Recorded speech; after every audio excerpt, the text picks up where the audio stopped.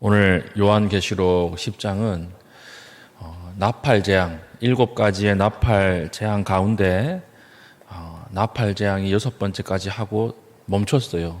멈추고 나서 이제 새로운 이야기가 시작이 되고 11장에 가면 이제 7번째 나팔 소리와 두 증인 이야기가 이렇게 나오는 것입니다.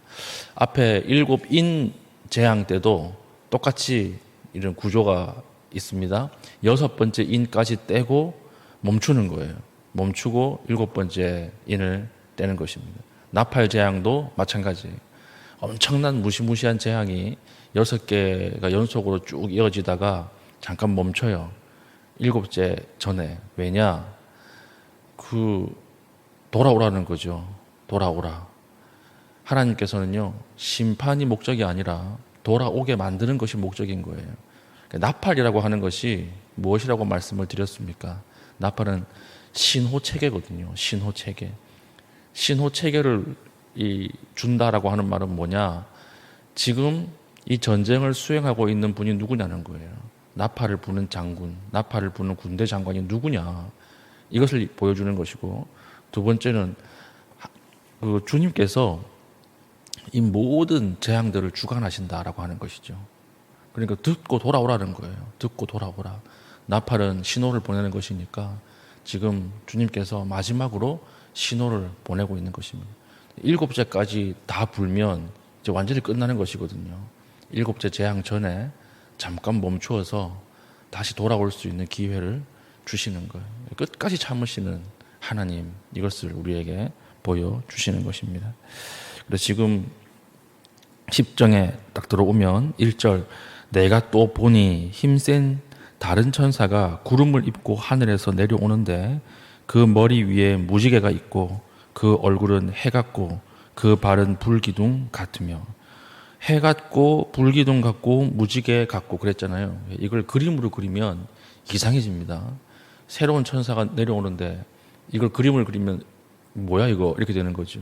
그림으로 그릴 수 있는 것이 아니라 요한계시록에 뭐 같고라고 하는 말은 뭐뭐처럼 보인다라고 하는 뜻이라 그랬죠. 이걸 설명이 안 되는 거예요. 요한이 보긴 봤는데 이걸 설명을 하려고 하니까 도저히 설명이 안 되는 것입니다. 그래서 무엇과 같다 이렇게 이야기를 합니다. 지금 이 천사는 어떤 천사입니까?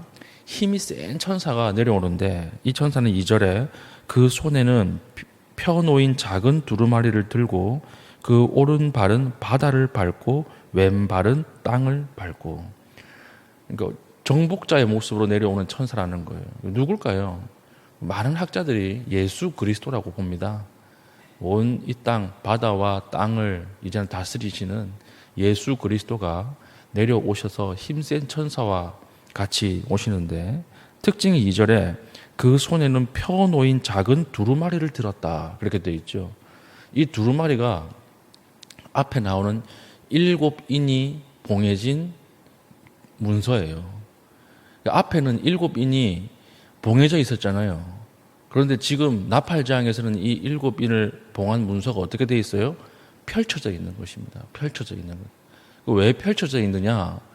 읽고 깨달으라는 것이죠. 읽고 깨달으라. 이걸 펼쳐가지고 누구나 다 볼 수 있게 해서 읽고 깨닫고 돌아오라.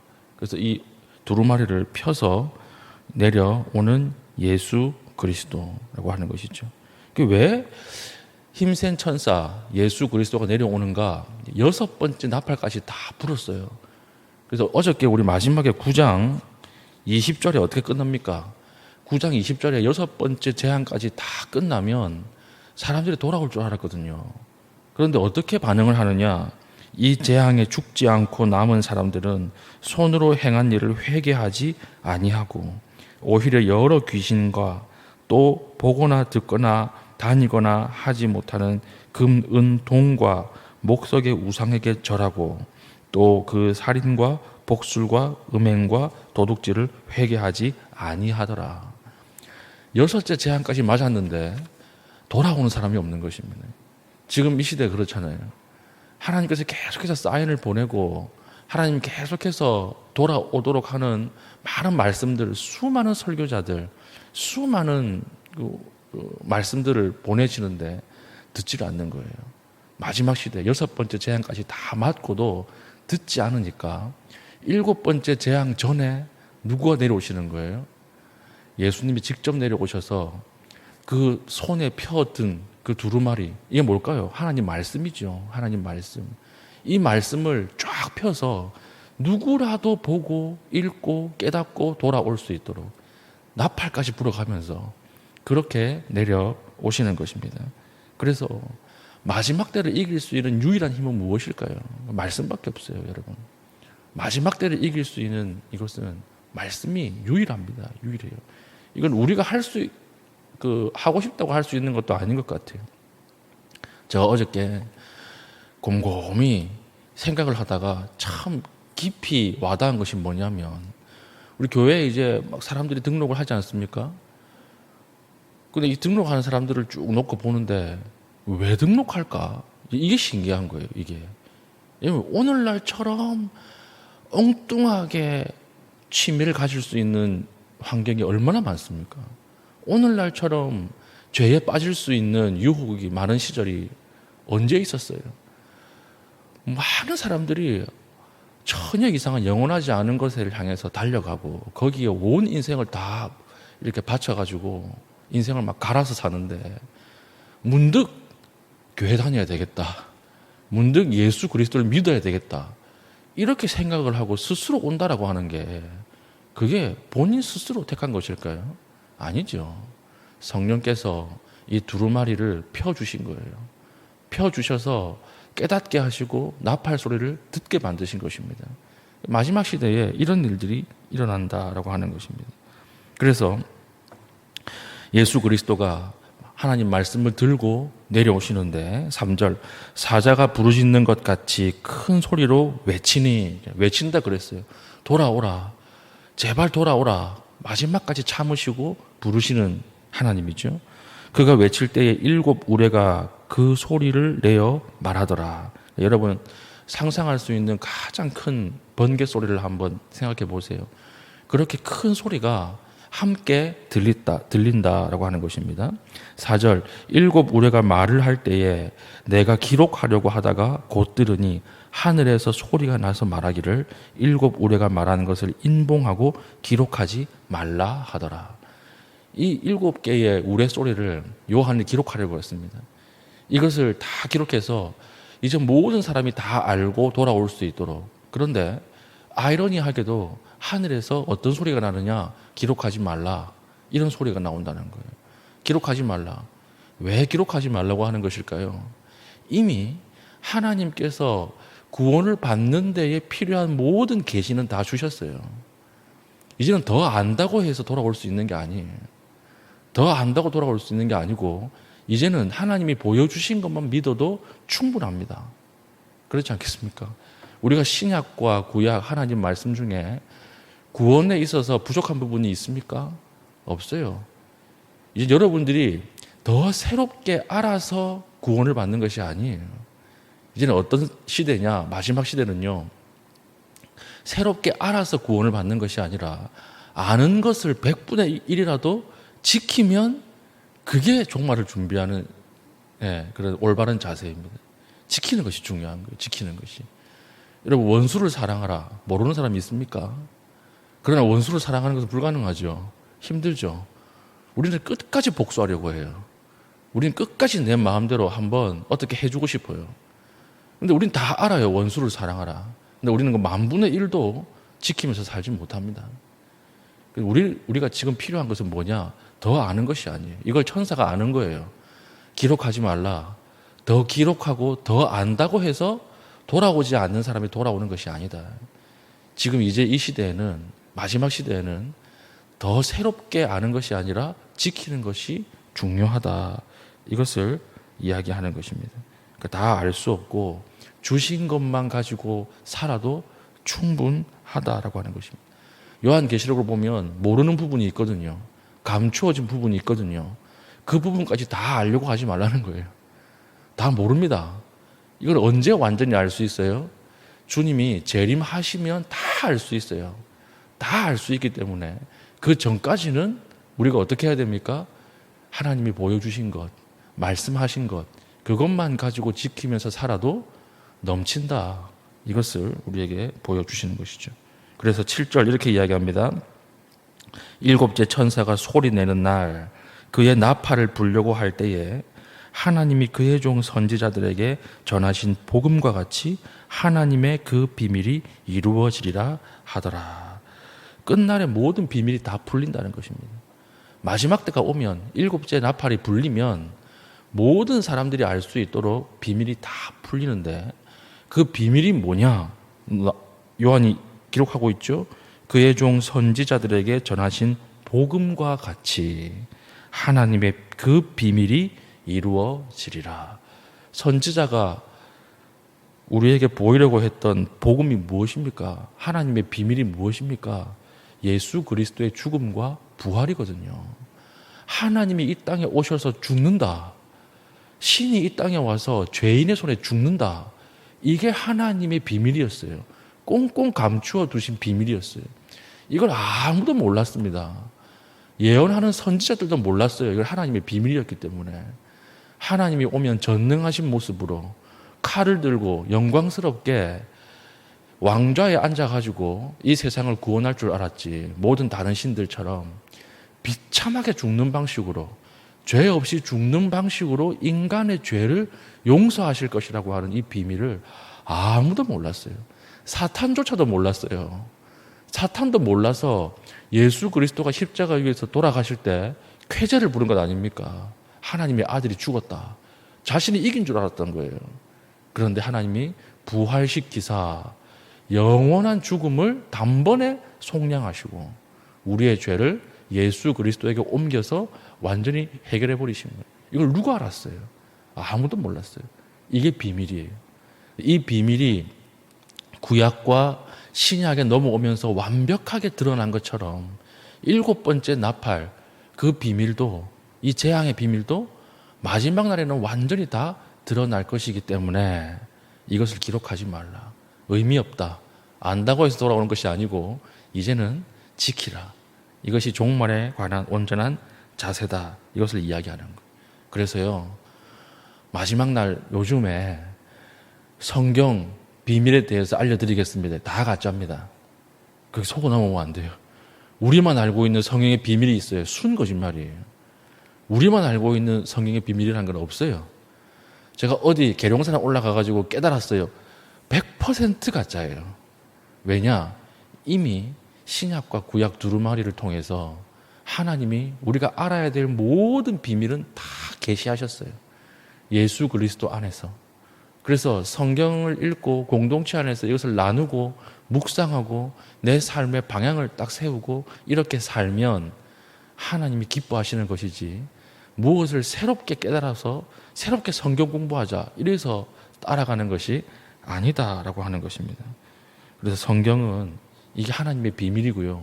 이 비밀은 예수 그리스도의 죽음과 부활을 이야기하는 것입니다. 그래서 천사가 뭐라고 이야기합니까? 8절.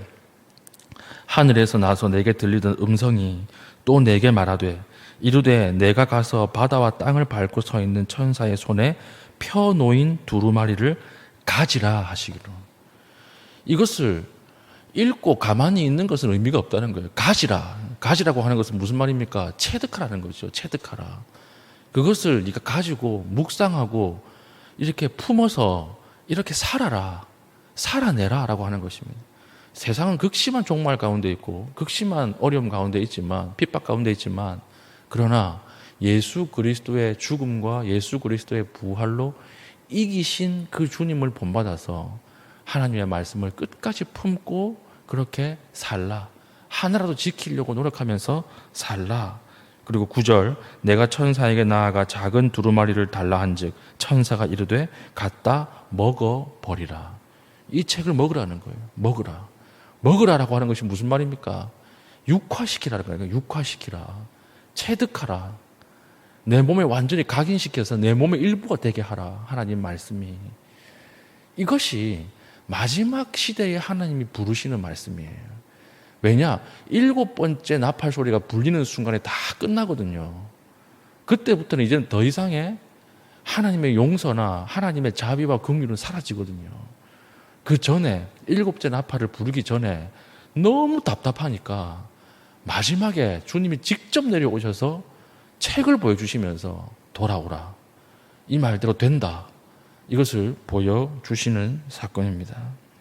그래서요, 마지막에 이렇게 이야기하죠. 11절, 그가 내게 말하기를 내가 많은 백성과 나라와 방언과 임금에게 다시 예언하여야 하리라.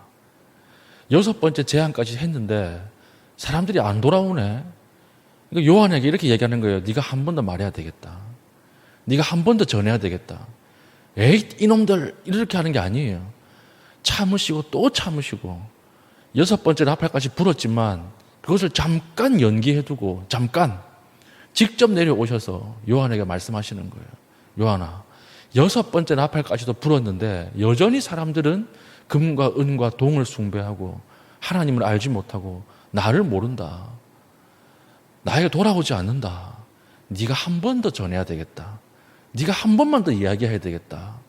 혹시라도 남은 자들이 있을지 모르니까 네가 한 번만 더 이야기해 주렴. 그러므로 요한계시록은요, 이건 무섭고 두려운 책이 아니에요. 이 요한계시록은 우리를 절절하게 사랑하시는 하나님의 연애 편지예요. 마지막까지 돌아오기를 원하는 하나님의 기대예요. 그 마음이 요한계시록을 통해서 세상에 드러난 것입니다. 여러분, 필사하실 때 요한계시록 꼭 필사하십시오. 얼마나 이 가운데 하나님의 마음이 깊이 있게 느껴지십니까? 마지막 재앙을 멈추고 돌아오라. 돌아오라. 그래서 이제 곧 일곱 번째 나팔 불면 다 끝나는데, 그런데 사람들은 여전히 종말론적 긴장이 없거든요. 세상에 영원히 있을 줄 알고 살아가고 있거든요. 심지어 우리조차도 그렇지 않습니까? 목사님, 제가요, 결혼해요. 기도해 주세요. 기도해 주세요. 남편이 아직 안 믿어요. 그럼 남편에게 복음 전했니? 이러면 기도만 하고 있어요. 이렇게 얘기하는 거예요. 목사님, 자녀가 아직 예수님을 안 믿어요. 그러면 복음을 얼마나 전하십니까? 1년에 몇 번 전하십니까? 기도만 하고 있어요. 답답한 거죠. 우리 스스로 종말에 대한 긴장감이 없어요. 일곱 번째 나팔이 불리는 순간 다 끝난다라고 하는 그 긴장감이 우리 스스로가 없어요.